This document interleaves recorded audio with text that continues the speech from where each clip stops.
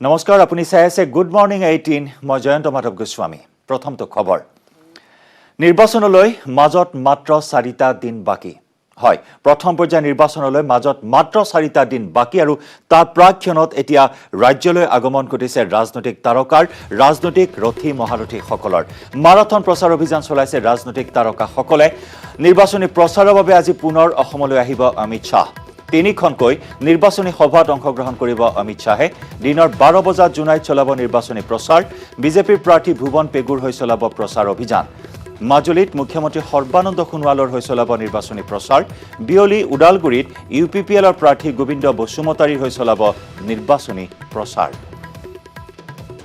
পুনৰ এবাৰ অসমলৈ কেন্দ্ৰীয় গৃহমন্ত্ৰী অমিত শাহ তিনিখনকৈ নিৰ্বাচনী সভাত অংশগ্ৰহণ কৰিব আজিৰ দিনটোত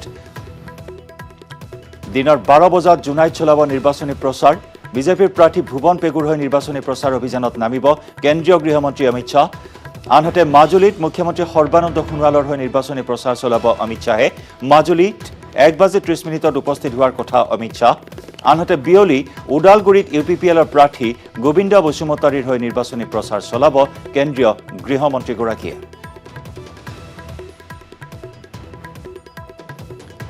ধাৰাবাহিক প্ৰচাৰ অভিযানত নামিছে ৰাজনৈতিক ৰথী মহাৰথীসকল প্ৰধানমন্ত্ৰী নৰেন্দ্ৰ মোদীৰ পিছত এইবাৰ অসমলৈ কেন্দ্ৰীয় গৃহমন্ত্ৰী অমিত শাহ আৰু অমিত শাহৰ সমান্তৰালকৈ আহিব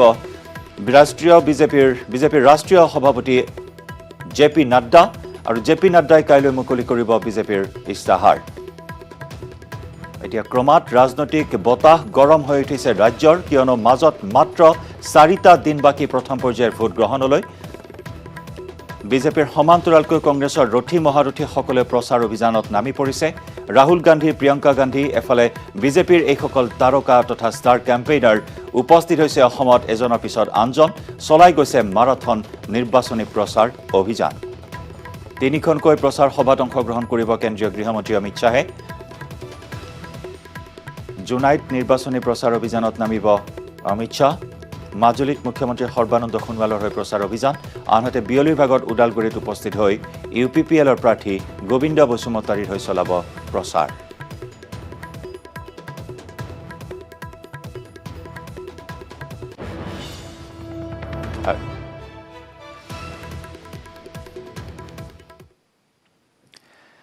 আৰু ইফালে দুদিনীয়া কাৰ্যসূচীৰে অসমত থকা কংগ্ৰেছ নেত্ৰী প্ৰিয়ংকা গান্ধীয়ে আজিও তিনিখনকৈ নিৰ্বাচনী সভাত অংশ ল'ব আজি সৰুপথাৰ কলিয়াবৰ আৰু বৰদোৱাত তিনিখনকৈ প্ৰচাৰ সভাত অংশগ্ৰহণ কৰিব কংগ্ৰেছ নেত্ৰীগৰাকীয়ে সৰুপথাৰত ৰজলীনাথ তিৰ্কী কলিয়াবৰত প্ৰশান্ত কুমাৰ শইকীয়া আৰু বৰদোৱাত শিৱামণি বৰাৰ হৈ প্ৰিয়ংকাই চলাব নিৰ্বাচনী প্ৰচাৰ বৰদোৱা সত্ৰতো আশীষ ল'ব প্ৰিয়ংকা গান্ধীয়ে দেওবাৰে যোৰহাট নাজিৰা আৰু খুমটাইত নিৰ্বাচনী সভাত অংশগ্ৰহণ কৰিছিল প্ৰিয়ংকা গান্ধীয়ে যোৰহাটৰ কংগ্ৰেছ প্ৰাৰ্থী ৰাণা গোস্বামী নাজিৰাত প্ৰাৰ্থী দেৱব্ৰত শইকীয়া আৰু খুমটাইৰ প্ৰাৰ্থী বিস্মিতা গগৈৰ হৈ প্ৰচাৰ চলাইছিল প্ৰিয়ংকা গান্ধীয়ে আজি পুনৰ তিনিখনকৈ প্ৰচাৰ সভাত অংশগ্ৰহণ কৰিব কংগ্ৰেছ নেত্ৰীগৰাকীয়ে আমি জনাইছো সৰুপথাৰ কলিয়াবৰ আৰু বৰদোৱাত তিনিখনকৈ সভাত অংশগ্ৰহণ কৰিব কংগ্ৰেছ নেত্ৰীগৰাকীয়ে সৰুপথাৰৰ কংগ্ৰেছ প্ৰাৰ্থী তথা বিধায়িকা ৰজলীনাথ তিৰ্কী কলিয়াবৰৰ কংগ্ৰেছ প্ৰাৰ্থী প্ৰশান্ত কুমাৰ শইকীয়া আৰু বৰদোৱাত শিৱামণি বৰাৰ হৈ অৰ্থাৎ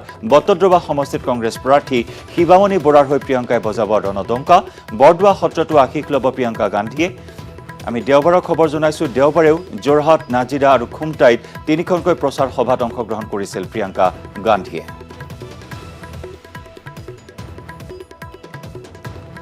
আৰু এনেদৰে এতিয়া নিৰ্বাচনৰ প্ৰাক্ষণত অসমলৈ হোট বৈছে ৰথী মহাৰথীসকলৰ নিৰ্বাচনী প্ৰচাৰৰ বাবে দুদিনীয়া কাৰ্যসূচীৰে আজি অসমলৈ আহিব বিজেপিৰ ৰাষ্ট্ৰীয় সভাপতি জেপি নাড্ডা টিংখাঙত বিজেপিৰ প্ৰাৰ্থী বিমল বৰাৰ হৈ চলাব প্ৰচাৰ আৰু ইয়াৰ পিছতে তিতাবৰত হেমন্ত কলিতাৰ হৈ প্ৰচাৰ চলোৱাৰ পিছত বিয়লি বিশ্বনাথৰ বিহালীত ৰঞ্জিত দত্তৰ হৈ চলাব প্ৰচাৰ কাইলৈ গুৱাহাটীত মুকলি কৰিব বিজেপিৰ নিৰ্বাচনী ইস্তাহাৰ ৰাজনৈতিক নেতাৰ এতিয়া হোট বৈছে অসমলৈ ৰাজনৈতিক ৰথী মহাৰথীৰ হোট বৈছে অসমলৈ নিৰ্বাচনী প্ৰচাৰ অভিযান মাৰাথনভাৱে চলাই গৈছে প্ৰচাৰ অভিযান এইসকল ষ্টাৰ কেম্পেইনাৰে নিৰ্বাচনী প্ৰচাৰৰ বাবে দুদিনীয়া কাৰ্যসূচীৰে আজি অসমত উপস্থিত হ'ব বিজেপিৰ ৰাষ্ট্ৰীয় সভাপতি জেপি নাড্ডা টিংখাঙত বিজেপিৰ প্ৰাৰ্থী বিমল বৰাৰ হৈ চলাব প্ৰচাৰ ইয়াৰ পিছতে তিতাবৰত হেমন্ত কলিতাৰ হৈ প্ৰচাৰ চলাব আৰু বিয়লি বিশ্বনাথৰ বিহালীত ৰঞ্জিত দত্তৰ হৈ চলাব প্ৰচাৰ আৰু কাইলৈ গুৱাহাটীত মুকলি কৰিব বিজেপিৰ বহু চৰ্চিত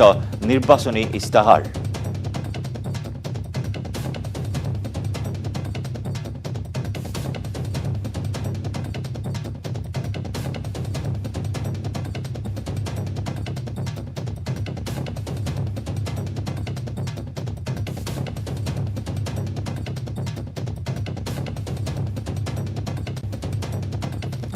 আৰু এনেদৰে আমি জনাই গৈছো কোন কোন ষ্টাৰ কেম্পেইনাৰৰ অসমলৈ আগমন ঘটিছে নিৰ্বাচনী প্ৰচাৰ অভিযানৰ বাবে।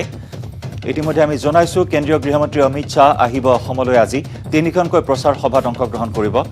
এফালে কংগ্ৰেছ নেত্ৰী প্ৰিয়ংকা গান্ধী আজি ৩খনকৈ প্ৰচাৰ সভাত অংশগ্ৰহণ কৰিব আৰু তাৰ সমান্তৰালকৈ বিজেপিৰ ৰাষ্ট্ৰীয় অধ্যক্ষ জে.পি. নাড্ডাই আজি ৩খনকৈ নিৰ্বাচনী প্ৰচাৰ অভিযানত প্ৰচাৰ সভাত অংশগ্ৰহণ কৰিব। ব্ৰেকিং নিউজ ইফালে ২৪ মাৰ্চত পুনৰ অসমলৈ আহিব প্ৰধানমন্ত্ৰী নৰেন্দ্ৰ মোদী। চিপাঝাৰত নিৰ্বাচনী ৰণসিঙা বজাব প্ৰধানমন্ত্ৰী নৰেন্দ্ৰ মোদীয়ে। বিজেপিৰ প্ৰাৰ্থী পৰমানন্দ ৰাজবংশীৰ হৈ মোদীয়ে চলাব প্ৰচাৰ।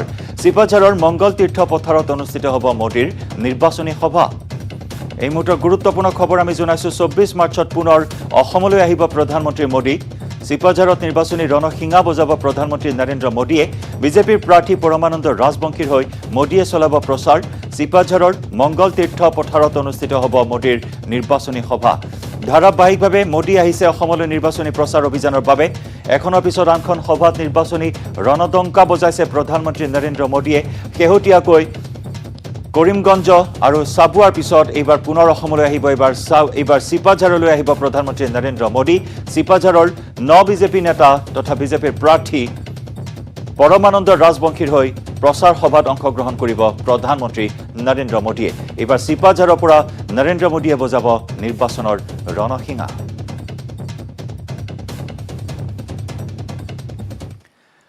নিৰ্বাচনৰ প্ৰাক্ষণত ৰাজ্যৰ বিভিন্ন প্ৰান্তত সংঘটিত হৈছে হিংসাত্মক ঘটনা। থাওৰাতো সংঘটিত হৈছে হিংসাত্মক ঘটনা। কংগ্ৰেছ প্ৰাৰ্থী সুশান্ত বৰগোহাঁইক আক্ৰমণ দুৰ্বৃত্তৰ। সুশান্ত বৰগোহাঁইৰ বাহনলৈ শিলাবৰ্ষণ কৰে দুৰ্বৃত্তই। হাতে হাতে চোকা অস্ত্ৰ লৈ কংগ্ৰেছীৰ প্ৰাৰ্থীলৈ চোঁচা লয় দুৰ্বৃত্তই। দুৰ্বৃত্তৰ আক্ৰমণত দেহৰক্ষীসহ সামান্য পৰিমাণে আহত হয় সুশান্ত বৰগোহাঁই।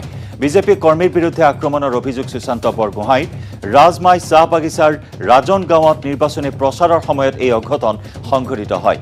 এই ঘটনা সন্দৰ্ভত ইতিমধ্যে ডিমৌ আৰক্ষী থানাত এজাহাৰ দাখিল কৰে সুশান্ত বৰগোহাঁইয়ে।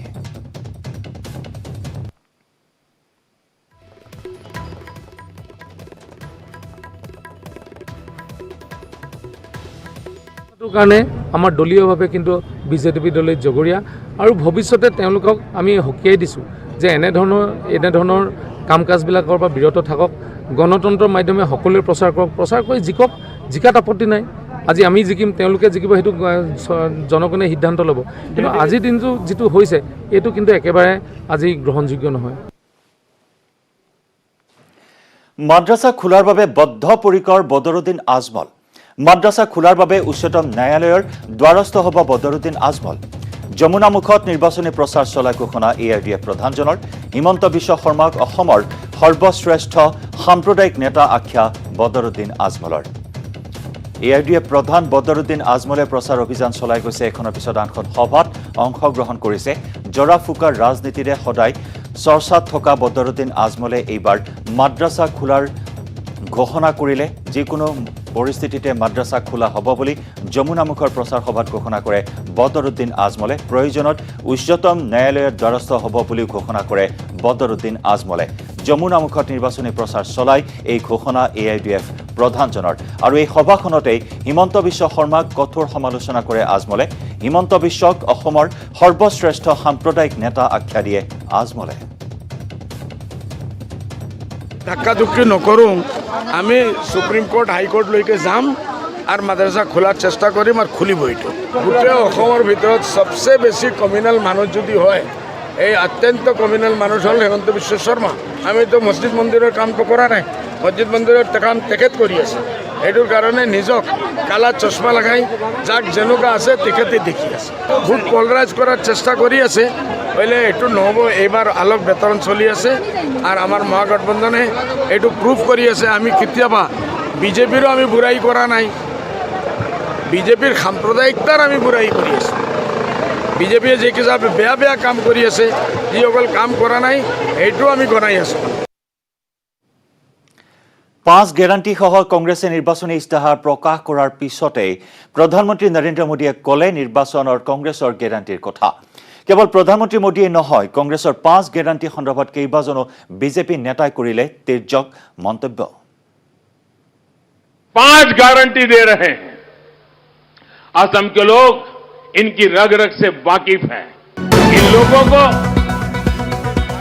प्रधानमंत्री मोदीर मुखत कांग्रेसर ग्यारंटी হয় कांग्रेसे 5 ग्यारंटी सह निर्वाचनी इस्ताहार प्रकाशर पिछदिनाई प्रधानमंत्री मोदीये कले कांग्रेस माने किहर ग्यारंटी किन्तु केवल प्रधानमंत्री मोदीये নহয় राज्यर आन आन बीजेपी नेताসকলেও तीव्र कटाक्ष करिले कांग्रेसर ग्यारंटी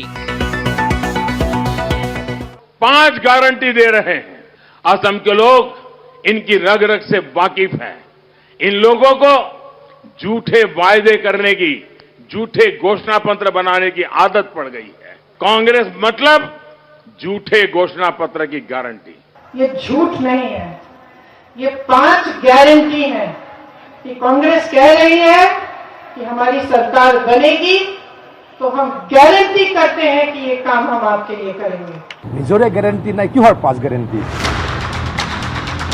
कांग्रेसर निजरे ग्यारंटी নাই राइजके ग्यारंटी দিব राहुल गांधीये कांग्रेसर निर्वाचनी इस्ताहार मुकली करार पिछते এই तीव्र कटाक्ष मंत्री पीयूष हाजरिकार নিজৰে গ্যাৰাণ্টি নাই কিহৰ 5 গ্যাৰাণ্টি তেওঁলোকৰ নিজৰ কিবা গ্যাৰাণ্টি আছে নেকি তেওঁলোকৰ একো গ্যাৰাণ্টি নাই গতি গ্যাৰাণ্টি তেওঁলোকে দি লাভেই নাই নিজে চৰকাৰ কৰা গ্যাৰাণ্টিটো প্ৰথমে লৈ লওক তাৰ পাছত গ্যাৰাণ্টিৰ কথা কওক মই আকৌ কৈছো তেখেতলোকৰ চৰকাৰ এখন আকাশত সংপদা চৰকাৰ প্ৰেক্টিক্যালি কেতিয়াও হ'ব নোৱাৰে পীযুষ হাজৰিকাৰ সুৰতে সুৰ মিলালে জ্যেষ্ঠ বিজেপি নেতা ৰমেন ডেকাই ডেকাৰ মন্তব্য কংগ্ৰেছৰ 5 গ্যাৰাণ্টিয়ে কামত নিদিয়ে কংগ্ৰেছৰ এয়া মাথোন নিৰ্বাচনী জুমলা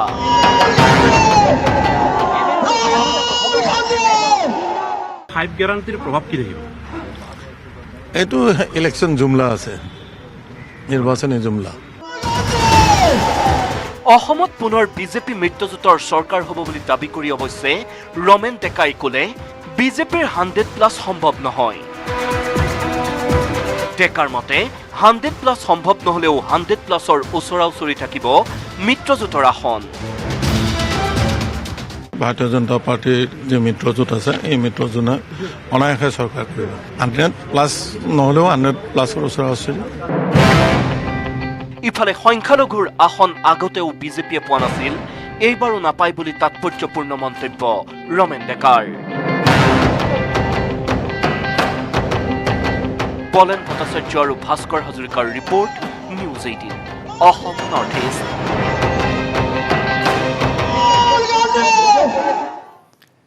আসুত থাকিব ডক্টৰ সমুজ্জ্বল কুমাৰ ভট্টাচাৰ্য পুনৰ মুখ্য উপদেষ্টা হৈ থাকিব সমুজ্জ্বল ভট্টাচাৰ্য আসুৰ ৰাজ্যিক কাৰ্যনিৰ্বাহকত লোৱা হৈছে এই সিদ্ধান্ত উপদেষ্টা পদত উদ্দীপজ্যোতি গগৈ আৰু প্ৰকাশ দাস গুৱাহাটী বিশ্ববিদ্যালয়ত অনুষ্ঠিত নৱগঠিত ৰাজ্যিক আসুৰ প্ৰথমখন কাৰ্যনিৰ্বাহকত লোৱা হৈছে এই সিদ্ধান্ত লগতে অসম চুক্তিৰ 6 নম্বৰ দফা কা আন্দোলন শিক্ষা ব্যৱস্থাৰ ওপৰতো আলোচনা কৰা হয় এই কাৰ্যনিৰ্বাহকত আৰু আজি প্ৰতিনিধি সভাই এই সিদ্ধান্তত মাৰিব মোহৰ আসুতে থাকিব ডক্টৰ সমুজ্জ্বল কুমাৰ ভট্টাচাৰ্য পুনৰ মুখ্য উপদেষ্টা পদতে অধিষ্ঠিত হৈ থাকিব ভট্টাচাৰ্য আসুৰ ৰাজ্যিক কাৰ্যনিৰ্বাহকত লোৱা হৈছে এই সিদ্ধান্ত আনহাতে উপদেষ্টা পদত থাকিব উদ্দীপজ্যোতি গগৈ আৰু প্ৰকাশ দাস খুব ভাল চিন্তাৰে আমি আগবাঢ়ি যাবলৈ চেষ্টা কৰিম আৰু ছাত্ৰ জীৱনত থকাৰ অৱস্থাৰে উপদেষ্টাৰ দায়িত্ব পোৱাটো খুব সৌভাগ্য বুলি আমি অনুভৱ কৰিছোঁ আমি সদৌ অসম ছাত্ৰ সন্থাৰ মহামান্য আমাৰ যিখন কাৰ্যনিৰ্বাহক সভা আছে আমি সভাক আমি ধন্যবাদ জ্ঞাপন কৰিছোঁ যে তেখেতলোকে আমাক এই পদৰ বাবে বিবেচিত কৰিছে আমাক দায়িত্ব অৰ্পণ কৰিছে আমি খুব ন্যায়িকৈ ৰাজ্যত এতিয়া হেলিকপ্টাৰৰ চমক শাসক বিৰোধীৰ পৰা আৰম্ভ কৰি প্ৰতিটো দলৰ ষ্টাৰ কেম্পেইনাৰে গাঁৱে ভূঞে হেলিকপ্টাৰ নমাই চমক দি পাতিছে এখনৰ পিছত সিখন নিৰ্বাচনী সভা হেলিকপ্টাৰ চাবলৈ প্ৰান্তে প্ৰান্তে উবুৰি খাই পৰে ৰাইজ। ঢেকীয়াজুলিৰ হুগ্ৰাজুলিৰ খাউলা অঞ্চলত দেওবাৰে হেলিকপ্টাৰ লৈ BPF প্ৰধান হাগ্ৰামা মহিলাৰী অহাৰ খবৰ বিয়পি পৰাৰ পিছতেই উবুৰি খাই পৰিল শ শ লোক। কিয়নো প্ৰথমবাৰৰ বাবে অঞ্চলটোত হেলিকপ্টাৰ অৱতৰণ কৰিব। হেলিকপ্টাৰ চাবলৈ ইমানেই ভিৰ হ'ল যে ঠাই নোহোৱা হ'ল। কোনোবা যদি ঘৰৰ মধ্যচত আন কোনোৱে গছ গাড়ীৰ ওপৰত উঠি হ'লেও প্ৰত্যক্ষ কৰিলে হেলিকপ্টাৰ। কাহানিও নেদেখা হেলিকপ্টাৰ চাবলৈ এনেদৰে ভিৰ কৰিলে অজস্ৰ লোকে। হেলিকপ্টাৰৰ ৰাইজক চমক দিবলৈ, ৰাইজৰ দৃষ্টি আকৰ্ষণ কৰিবলৈ ভোটাৰ ৰাইজক এনেদৰে যেন প্ৰলোভিত কৰিবৰ বাবেই হেলিকপ্টাৰ ব্যৱহাৰ কৰিছে ৰাজনৈতিক ৰথী মহাৰথীসকলে। এইবাৰ অসমৰ আকাশত উৰিব মুঠ 14খনকৈ হেলিকপ্টাৰ। শাসক বিৰোধীয়ে উৰুৱাব হেলিকপ্টাৰ। এয়া আমি দেখুৱাইছোঁ BPF প্ৰধান হাগ্ৰামা মহিলাৰীয়ে ব্যৱহাৰ কৰা হেলিকপ্টাৰ। গাঁৱে ভূঞে উৰিছে এতিয়া আকাশে আকাশে হেলিকপ্টাৰ। হেলিকপ্টাৰ চাবলৈ প্ৰান্তে প্ৰান্তে উবুৰি খাই পৰিছে ৰাইজ। ঢেকীয়াজুলিৰ হুগ্ৰাজুলিৰ দৃশ্য আমি দেখুৱাইছোঁ। হুগ্ৰাজুলিৰ খাউলা অঞ্চলত দেওবাৰে হেলিকপ্টাৰ লৈ BPF প্ৰধান হাগ্ৰামা মহিলাৰী অহাৰ খবৰ বিয়পি পৰাৰ লগে লগে এনেদৰে উবুৰি খাই পৰিছে শ শ লোক। কিয়নো প্ৰথমবাৰৰ বাবে অঞ্চলটোত হেলিকপ্টাৰ অৱতৰণ কৰিব আৰু হেলিকপ্টাৰ চাবলৈ ইমানেই ভিৰ হ'ল যে ঠাই নোহোৱা হ'ল। কোনোবা যদি ঘৰৰ মধ্যচত আন কোনোৱে গছ গাড়ীৰ ওপৰত উঠি হ'লেও প্ৰত্যক্ষ কৰিলে হেলিকপ্টাৰ। হয়, চাব আহিছোঁ। হগ্ৰামা আহিব। এইবাৰ প্ৰথম আহিছে, চাব আহিছে। চাব আহিছে। হাগ্ৰামা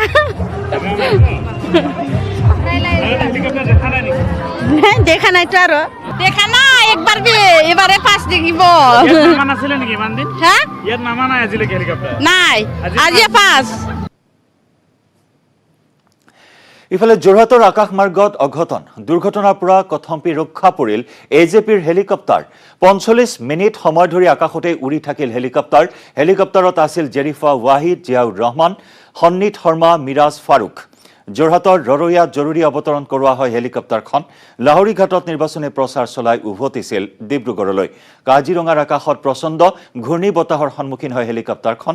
পাইলটে বিচক্ষণতাৰে অৱতৰণ কৰাবলৈ সক্ষম হয় হেলিকপ্টাৰখন। হেলিকপ্টাৰখনত আছিল অভিনেত্ৰী তথা AJP নেত্ৰী জেৰিফা ৱাহিদ, জিয়াউৰ ৰহমান, সন্নিত শৰ্মা, মিৰাজ ফাৰুক। যোৰহাটৰ ৰৰৈয়াত জৰুৰী অৱতৰণ কৰোৱা হয় হেলিকপ্টাৰখন। লাহৰীঘাটত নিৰ্বাচনী প্ৰচাৰ চলাই উভতিছিল ডিব্ৰুগড় অভিমুখে। কাজিৰঙাৰ আকাশত প্ৰচণ্ড ঘূৰ্ণী বতাহৰ সন্মুখীন হৈছিল হেলিকপ্টাৰখন। কিন্তু পাইলটৰ বিচক্ষণতাৰ বাবে এক ভয়ংকৰ বিপদৰ পৰা কথম্পি ৰক্ষা পৰে হেলিকপ্টাৰখন। আমি ডিব্ৰুগড়ত অৱতৰণ কৰিম আৰু তাৰ পৰা আমি গাড়ীৰে দুলীয়াজানলৈ যাম, কাৰণ আমি দুলীয়াজানত একেলগে থাকি আমি আমাৰ দলৰ মাননীয় সভাপতি লুৰিণজ্যোতি গগৈৰ হৈ প্ৰচাৰ চলাই আছোঁ। কিন্তু কাজিৰঙাৰ ওপৰত এইখিনি মানে পোৱাৰ পিছত আমাক খুব বেয়াকৈ ঘূৰ্ণী বতাহে ধৰিলে। আমাৰ পাইলটজন খুব ভাল আছিলে। তেওঁ গ্ৰীচৰ মানুহ ন, গ্ৰীচৰ, তেওঁৰ নামটো চাৰ্লি। তেওঁ খুব দক্ষতাৰে হেলিকপ্টাৰখন পৰিচালনা কৰি তেওঁ আহি কোনোমতে যোৰহাটৰ ৰৰৈয়া বিমানবন্দৰত অৱতৰণ কৰিছে। হেলিকপ্টাৰৰ পৰা নমাৰ পিছতহে গম পালোঁ যে আমি ভয়ংকৰ এটা বিপদৰ মাজেৰে পাৰ হৈ আহিলোঁ। তেওঁ আমাক ক'লে যে আপোনালোকে বুজি নাপাব, কাৰণ আপোনালোকে ভিতৰত আছিল, আপোনালোকে সিমান ভালকৈ বুজি নাপাব। আমি অনুমান কৰিছিলোঁ বিমানখনে হেলিকপ্টাৰখনে খুব কঁপি আছে, আমি এইটো অনুমান কৰিছিলোঁ। তাৰ বাহিৰে বেলেগ আমি একো অনুমান কৰিব পৰা নাই। কিন্তু চাৰিওফালে একদম ধোঁৱা, অন্ধকাৰময়, একো নেদেখা অৱস্থা এটা হৈছিলে, এইটো আমি দেখিছিলোঁ। তাৰপিছত তেওঁ ক'লে যে আৰু এনেকুৱা অৱস্থাত আচলতে চলাব নোৱাৰি, যিকোনো ধৰণৰ দুৰ্ঘটনা সংঘটিত হোৱাৰ আশংকা থাকে, ওপৰৱালে নকৰক। আমি ছেফলি ইয়াত নামিলোঁ আৰু এতিয়া বহি আছোঁ। আমাৰ গাড়ী আহিব, গাড়ীয়ে আমাক এতিয়া দুলীয়াজানলৈ লৈ যাব। ৰঙিয়া সমষ্টিৰ বিধায়ক তথা ৰাজ্যৰ জলসিঞ্চন মন্ত্ৰী ভৱেশ কলিতাক তীব্ৰ সমালোচনা ৰঙিয়া সমষ্টিৰ মহাজোঁটৰ প্ৰাৰ্থী ডাক্তৰ ভগৱান মিশ্ৰৰ। বিজেপিৰ প্ৰাৰ্থী ভৱেশ কলিতাই কিমান সাঁতুৰিব পাৰে সেয়া নিৰ্বাচনৰ বিষয় নহয়। নিৰ্বাচন এটি ৰাজনৈতিক সংগ্ৰাম। ৰাজনৈতিক সংগ্ৰামত সাঁতোৰবিদ হোৱাৰ প্ৰয়োজন নাই বুলি মন্তব্য ডাক্তৰ ভগৱান মিশ্ৰৰ। ৰঙিয়াৰ কণিহাট নিৰ্বাচনী প্ৰচাৰ চলাই ভৱেশ কলিতাক এইদৰে কটাক্ষ কৰে বিৰোধী মহাজোঁটৰ প্ৰাৰ্থীগৰাকীয়ে। 100% নিশ্চিত বিজয়, আৰু আমি 85,000+ ভোট পাই বিজয় হওঁ। যে আপুনি কিমান সাঁতুৰিব পাৰে সেইটো নিৰ্বাচনৰ বিষয় নহয়। নিৰ্বাচন এটা ৰাজনৈতিক সংগ্ৰাম, আৰু এই ৰাজনৈতিক সংগ্ৰামত সাঁতোৰবিদ হোৱাৰ কোনো প্ৰয়োজন নাই। তেনেহ'লেতো আৰু শ্ৰেষ্ঠ সাঁতোৰবিদসকলেই নিৰ্বাচনৰ প্ৰাৰ্থী হ'লহেঁতেন। আৰু শাসনভাৰ তেওঁলোকে চম্ভালিলেহেঁতেন।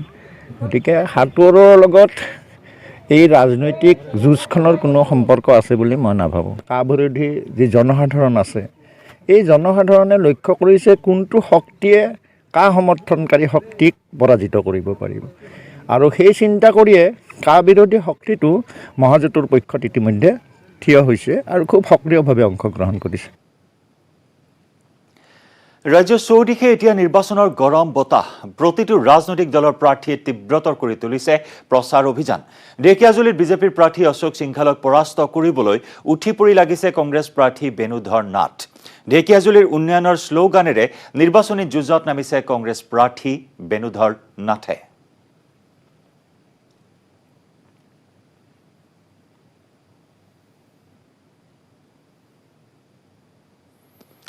আগবঢ়াইছোঁ আমাৰ সাংবাদিক হৰেণ ভূমিজৰ এক বিশেষ ৰিপৰ্ট। আমাৰ লগত আছে ঢেকীয়াজুলি বিধানসভা সমষ্টিৰ কংগ্ৰেছ দলৰ মনোনীত প্ৰাৰ্থী বেণুধৰ নাথ। কি হ'ব ঢেকীয়াজুলিৰ নিৰ্বাচনী সমীকৰণ? বিধায়ক অশোক সিংঘালক প্ৰত্যাহ্বান জনাব পাৰিবনে কংগ্ৰেছৰ প্ৰাৰ্থী বেণুধৰ নাথে? আমি জানিম তেখেতৰ পৰা আচলতে কেনেধৰণে তেখেতে নিৰ্বাচনী যুঁজত অৱতীৰ্ণ হৈছে, বিধায়ক অশোক সিংঘালক কেনেধৰণে প্ৰত্যাহ্বান জনাব বেণুধৰ নাথে। দাদা, কেনেধৰণে নিৰ্বাচনী যুঁজত নামিছে আপুনি? চাওক, এইবাৰ মই প্ৰত্যাহ্বান জনোৱা নহয়, ৰাইজে প্ৰত্যাহ্বান জনাইছে। ঢেকীয়াজুলি বাসী ৰাইজে প্ৰত্যাহ্বান জনাইছে এই কাৰণেই যে যোৱা 5 বছৰে এই বিধায়কজনে ঢেকীয়াজুলিৰ বিধায়ক হৈ ঢেকীয়াজুলি ৰাইজৰ সমস্যাৰ প্ৰতি আওকাণ নিদি তেওঁ নিজৰ সমস্যাৰ প্ৰতি আওকাণ দিলে। ঢেকীয়াজুলি ৰাইজৰ কোনো 5 বছৰ ডেভেলপমেণ্ট হ'ল। আপোনালোকে চাওক, FRCতে চাওক, না ৰাস্তা ঘাট বনালে, না দলং আছে, মানুহৰ খোৱা পানী আছে। ঠিক সেইদৰেই আমাৰ যুৱক যুৱতীসকল, যিসকল নিবনুৱা যুৱক যুৱতী আছে, সেইসকলৰ 1% তেওঁ মনোবাঞ্ছা পূৰণ নকৰিলে। আপুনি কি কি প্ৰতিশ্ৰুতিৰে ৰাইজৰ কাষত গৈছে? চাওক, এইবাৰ আমাৰ বিশেষকৈ যুৱক যুৱতীৰ কাৰণে আমাৰ চৰকাৰ আহিলে, চৰকাৰ আহিবই, আমাৰ 100% নিশ্চিত চৰকাৰ আহিলে আমি যুৱক যুৱতীৰ কাৰণে আমাৰ চৰকাৰে 5 বছৰত 5 লাখ চাকৰি সৃষ্টি কৰিব আৰু নিবনুৱা যুৱক যুৱতীসকলক তাত মকৰল কৰি তেওঁলোকৰ সংস্থাপনৰ বাট মুকলি কৰিব। আপুনি নিজাববীয়াকৈ ঢেকীয়াজুলি ৰাইজক কি প্ৰতিশ্ৰুতি দিছে এগৰাকী প্ৰাৰ্থী হিচাপে? ঢেকীয়াজুলি সমষ্টিৰ যিবোৰ আমাৰ ৰাইজৰ ৰাজহুৱা সমস্যা, ৰাস্তা ঘাট, খোৱা পানী, বিশেষকৈ আমাৰ ঢেকীয়াজুলি ৰাইজ বাৰুকৈয়ে তেওঁৰ প্ৰতি অসন্তুষ্ট হৈছে যে যোৱা 5 বছৰে ঢেকীয়াজুলিৰ কাৰণে যিখন মহকুমা কংগ্ৰেছ চৰকাৰৰ দিনত প্ৰয়াত তৰুণ গগৈ ডাঙৰীয়াই ঘোষণা কৰি গৈছিলে, তাৰ সেইখন সম্পূৰ্ণ কৰাৰ তেওঁ কোনো কামেই নকৰিলে। সেই বিষয়ত তেওঁ কোনো মন কাণি নিদিলে।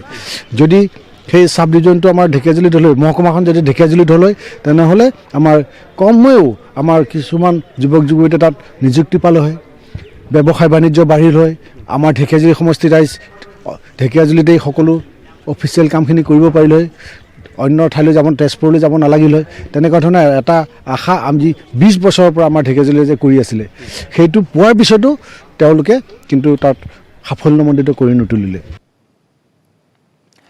আগন্তুক নিৰ্বাচনত কামৰূপৰ কমলপুৰ সমষ্টিৰ হাবেৰীকুৰা গাঁওবাসীৰ ভোট বৰ্জনৰ হুংকাৰ। কমলপুৰৰ পৰা হাবেৰীকুৰা গাঁও সংযোগী বিধ্বস্ত পথটো মেৰামতি নকৰাৰ বাবেই ৰাজনৈতিক নেতাসকলৰ বিৰুদ্ধে ক্ষোভত ফাটি পৰিছে স্থানীয় ৰাইজ। নিৰ্বাচনৰ প্ৰাক্ষণত ন' ৰোড ন' ভোট বুলি ফলক আঁৰি গাঁওখনত ৰাজনৈতিক নেতাৰ প্ৰৱেশ নিষিদ্ধ কৰিছে গাঁওবাসীয়ে। গাঁওখনৰ শতাধিক পুৰুষ মহিলাই হাবেৰীকুৰা প্ৰাথমিক বিদ্যালয়ৰ সমীপত সমবেত হৈ ভোট বৰ্জনৰ হুংকাৰেৰে উত্তাল কৰি তোলে পৰিৱেশ।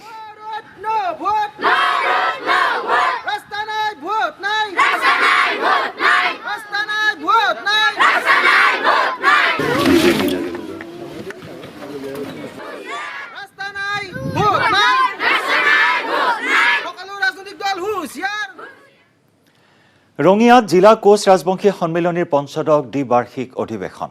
ৰঙিয়াৰ দেউলকুচিত দুদিনীয়া কাৰ্যসূচীৰে আৰম্ভ হৈছে কোচ ৰাজবংশী সন্মিলনী। পুৱা পতাকা উত্তোলন, বৃক্ষৰোপণ কাৰ্যসূচীৰ পিছতেই উলিওৱা হয় এক বৰ্ণিল সাংস্কৃতিক শোভাযাত্ৰা। সত্ৰীয়া সংস্কৃতিৰ ভাৱধাৰাৰে চালিত পুণ্যভূমি দেউলকুচিত কেইবা হাজাৰ লোকে অংশগ্ৰহণ কৰে বাৰেৰহণীয়া সাংস্কৃতিক শোভাযাত্ৰাত। দুদিনীয়া কাৰ্যসূচীৰে আৰম্ভ হোৱা বাৰ্ষিক অধিৱেশন উপলক্ষে বৃহত্তৰ দেউলকুচি অঞ্চলটোত এক উৎসৱমুখৰ পৰিৱেশৰ সৃষ্টি হয়।